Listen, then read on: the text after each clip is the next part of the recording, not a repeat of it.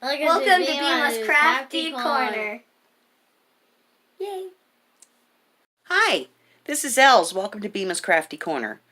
Today I wanted to talk to you about storage.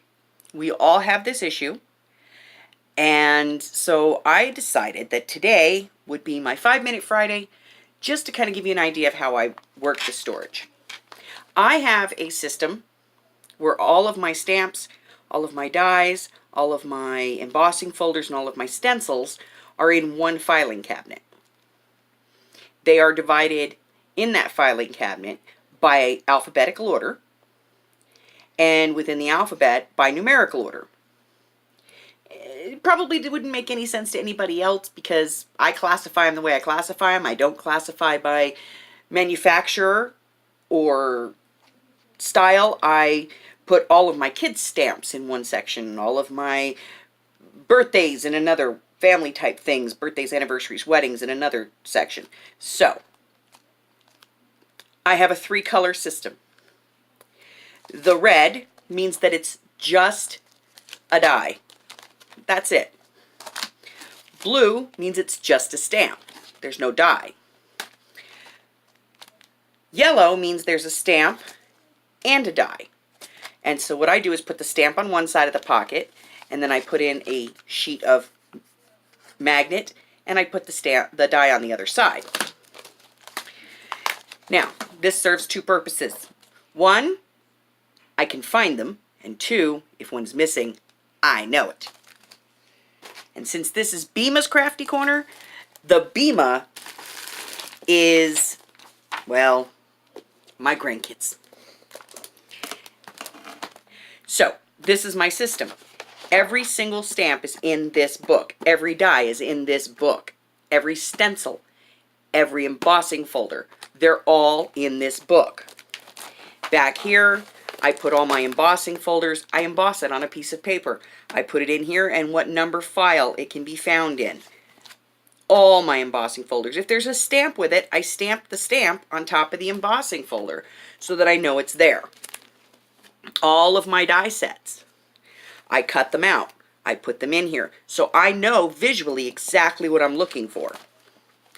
Now, all my stamps. If I'm looking for this stamp, K2, which is this stamp, I know that K2, this stamp is in K2, and that it is a stamp and a die, and I know that it should be here. And I have written down here on the bottom the number of pieces that should be in this die. So, I don't spend a lot of money doing this system because I'm anti-spend money. So I buy these. These are multicolored project files. There are 5 in the package. This comes from the 99-cent only store. And they look like this. Now, I'm going to use a green one today so that we can actually see it. These are 11 and a half inches across. So we're going to cut it at 5 3/4. And to do that, all I'm going to do is put a metal blade here. And Bima don't use no craft knife. And I'm just going to cut this straight down the middle. Now that's going to give me 2 pockets. So if you're doing the math, I get 10 pockets for $1. Then I'm going to take my ruler and I'm just going to come over here to the edge. Now I had planned on doing this with the Project Life tool, but I couldn't get it to heat up. So it's going back. Somebody asked me to try it and gave me one, and it's going back. So I take this. Now this is a Versa tool, and on the tip there, that is one of those We Are Memory Keeper tips. You can buy the tip set for $10. So if you already have the Versa tool, and a lot of people do, $10, you've got exactly what you need. So I take this and I run it across. There's a little smoke involved here from melting plastic. Then I pick this up, turn it over, and I do the other side.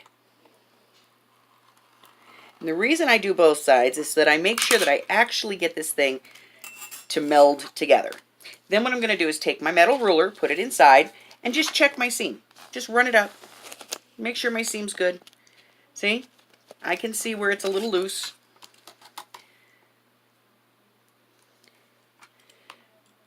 One more little quick jaunt. There we go. And then, once I have that, there's a couple of things I can do. One, take my scissors,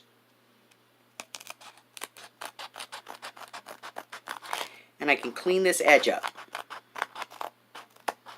We've all done this. We've all made shakers. We know that that edge is never clean. Clean up my edge. Once my edge is clean, then I'm going to take one of my little circles. I'm going to go about halfway in. Pop a little finger hole in there. And this one's ready to go.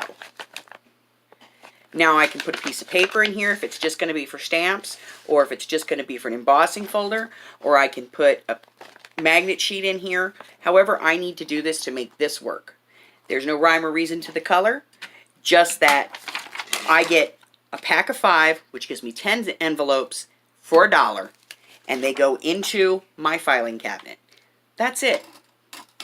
Nothing extravagant, nothing out of the ordinary. Just quick and easy. So, if you like what I have to say, do me a favor, subscribe, hit the like button, ring the bell, or don't, your choice. I just appreciate you being here today, and I hope that some of the information that I've given you has helped you out. And I will hopefully see you in the next one. Bye-bye now.